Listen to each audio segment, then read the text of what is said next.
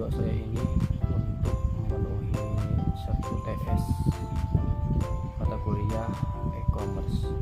Jadi saya di sini ingin menjelaskan tentang pemahaman dan pengenalan e-commerce. E-commerce atau elektronik e-commerce adalah istilah yang mengacu pada pembelian dan penjualan barang atau jasa secara elektronik, terutama melalui internet. E-commerce telah berkembang pesat dalam beberapa tahun terakhir dan sekarang jadi bagian integral dari ekonomi global. Jenis-jenis e-commerce. Ada beberapa jenis e-commerce, yaitu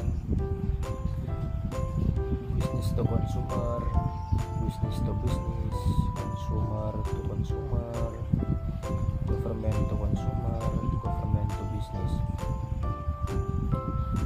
Pengertian dari business to consumer ialah e-commerce yang paling umum dan ini mengacu pada penjualan barang atau jasa dari bisnis ke konsumen. Contohnya itu B2C consumer termasuk Amazon, eBay, dan Apple. Business to business adalah ketika dua bisnis menjual barang atau jasa satu sama lain. Contohnya e-commerce termasuk Alibaba dan Google Cloud Platform. Yang seterusnya ialah consumer to consumer, adalah ketika konsumen barang atau jasa satu sama lain. Contohnya consumer termasuk eBay dan Craigslist. Selanjutnya government to consumer adalah ketika pemerintah barang atau jasa kepada konsumen. Contohnya e-commerce termasuk situs web pemerintah yang memungkinkan Anda untuk membayar pajak atau mengajukan permohonan tunjangan. Yang terakhir ialah government to business, adalah ketika pemerintah menjual barang atau jasa kepada bisnis. Contohnya e-commerce termasuk situs web pemerintah yang memungkinkan bisnis untuk mengajukan izin atau mengajukan tender. Apa sih manfaat e-commerce? Manfaat e-commerce ialah ada banyak manfaat baik untuk bisnis maupun konsumen.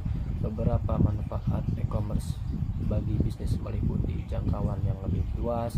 Bisnis dapat menjangkau pelanggan di seluruh dunia melalui e-commerce. Biaya yang lebih rendah. E-commerce dapat membantu bisnis mengurangi biaya overhead seperti sewa dan tenaga kerja. Selanjutnya, efisiensi yang lebih tinggi. E-commerce pun dapat membantu bisnis menjadi lebih efisiensi dengan mengurangi kesalahan dan mengotomatiskan tugas. Beberapa manfaat e-commerce bagi konsumen meliputi kenyamanan, pilihan yang lebih luas, harga yang lebih rendah. Kenyamanan, konsumen dapat berbelanja dari rumah mereka sendiri atau dimanapun mereka berada dengan akses internet. Yang kedua, pilihan yang lebih luas. Konsumen memiliki akses ke berbagai produk dan layanan yang lebih luas melalui e-commerce. Seterusnya, harga yang lebih rendah. Konsumen sering dapat menemukan harga yang lebih rendah untuk produk dan layanan melalui e-commerce.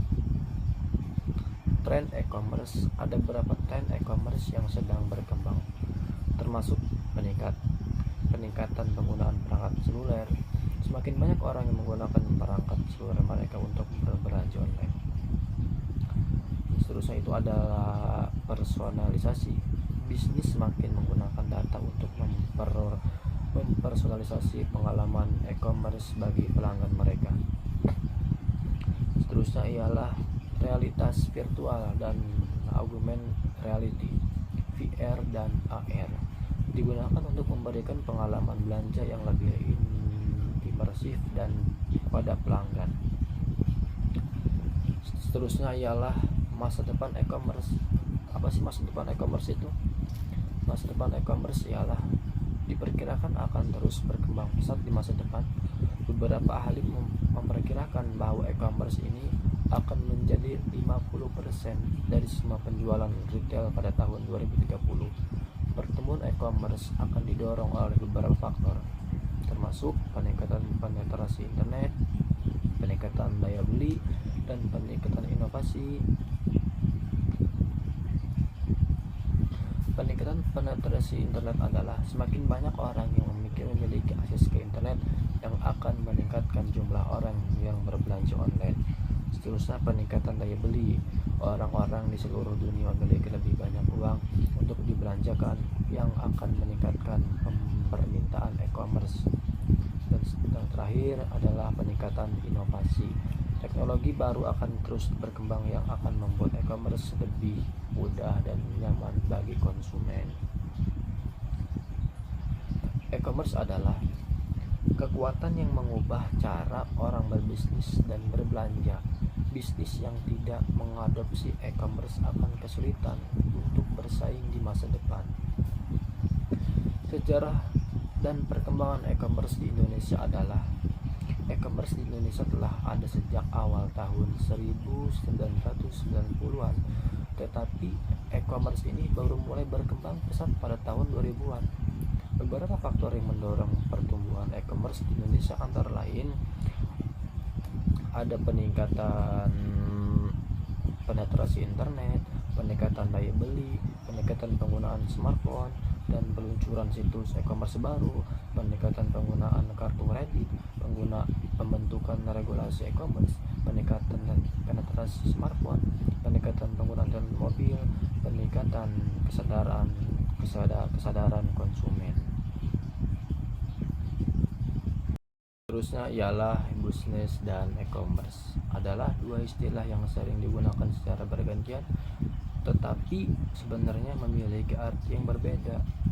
Bisnis adalah istilah yang lebih luas yang mengacu pada penggunaan teknologi informasi dan komunikasi atau TIK untuk menjalankan bisnis. E-commerce sendiri adalah istilah yang lebih spesifik yang mengacu pada penggunaan TIK untuk melakukan transaksi bisnis seperti penjualan dan pembelian barang atau jasa. Hubungan antara bisnis dan e-commerce. E-commerce adalah bagian dari bisnis. E-commerce dapat dianggap sebagai salah satu fungsi dari bisnis, yaitu fungsi penjualan dan pembelian.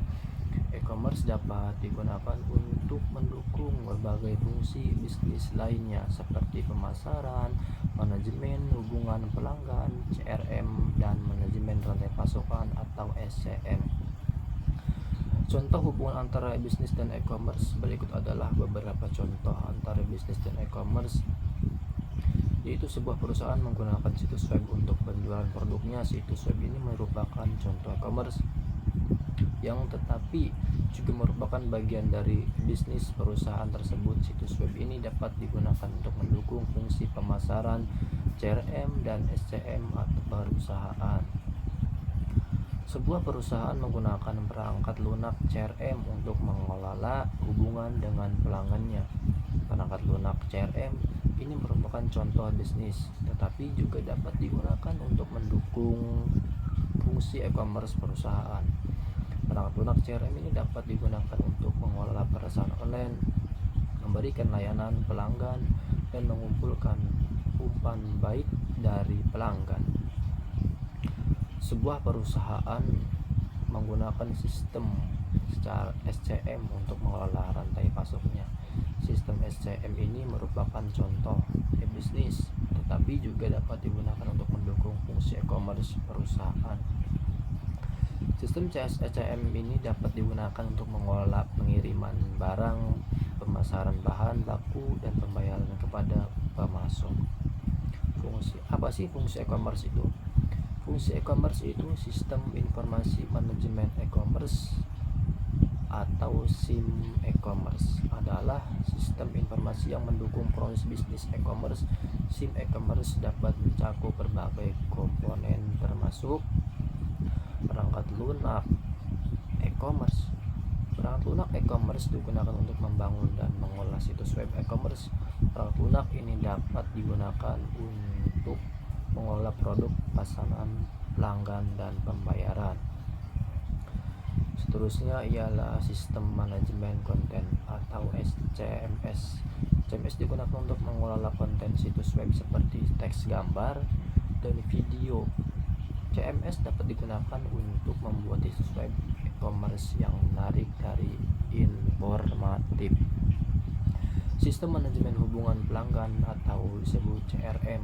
CRM ini digunakan untuk mengelola hubungan dengan pelanggan. CRM dapat digunakan untuk mengumpulkan data pelanggan, memberikan layanan pelanggan, dan meningkatkan kepuasan pelanggan. Seterusnya, sistem manajemen rantai pasokan atau disebut SCM. SCM digunakan untuk mengelola rantai pasokan. SCM dapat digunakan untuk mengelola pengiriman barang, pemesanan bahan baku, dan pembayaran kepada pemasok. SIM e-commerce dapat membantu bisnis untuk meningkatkan efisiensi.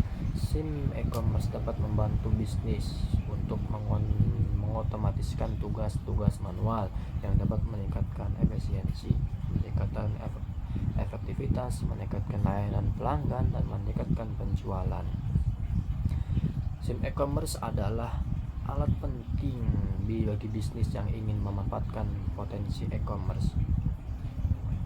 Dan seterusnya ialah langkah-langkah membangun bisnis e-commerce. 1. Tentukan ide bisnis. Langkah pertama adalah menentukan ide bisnis yang bagus. Ide bisnis yang bagus harus memenuhi kebutuhan pasar dan dapat dijalankan secara online. Yang kedua adalah lakukan riset pasar. Setelah Anda melakukan ide bisnis, Anda perlu melakukan riset pasar untuk mempelajari lebih lanjut tentang pasar target Anda. Riset pasar akan membantu Anda untuk memahami kebutuhan dan perilaku konsumen Anda. Yang ketiga ialah buat rencana bisnis. Rencana bisnis adalah dokumen yang menjabarkan tujuan bisnis Anda, strategi Anda, dan rencana keuangan Anda. Rencana bisnis akan membantu Anda untuk tetap fokus dan membantu keputusan yang tepat untuk bisnis Anda. Dan yang keempat ialah buat situs web e-commerce. Situs web e-commerce adalah pusat operasi bisnis e-commerce Anda. Situs web Anda harus menarik, informatif, dan mudah digunakan. Yang kelima ialah dapatkan produk atau layanan Anda. Perlu mendapatkan produk atau layanan yang akan Anda jual. Anda dapat memproduksi produk Anda sendiri, membeli produk dari pemasok, atau menawarkan layanan. Yang keenam adalah lakukan pemasaran dan penjualan. Perlu mempromosikan bisnis Anda dapat menghasilkan penjualan.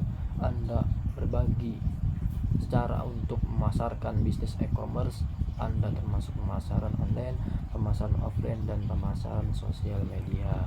Yang terakhir ialah pengelola bisnis. Setelah Anda memiliki bisnis e-commerce yang berjalan, Anda perlu mengelolanya secara efektif. Ini termasuk mengelola keuangan Anda, inventaris, dan layanan pelanggan. Berikut adalah beberapa tips untuk membangun bisnis e-commerce sukses. Yang pertama ialah fokuslah pada pelanggan Anda, gunakan teknologi yang tepat, ikuti tren terbaru,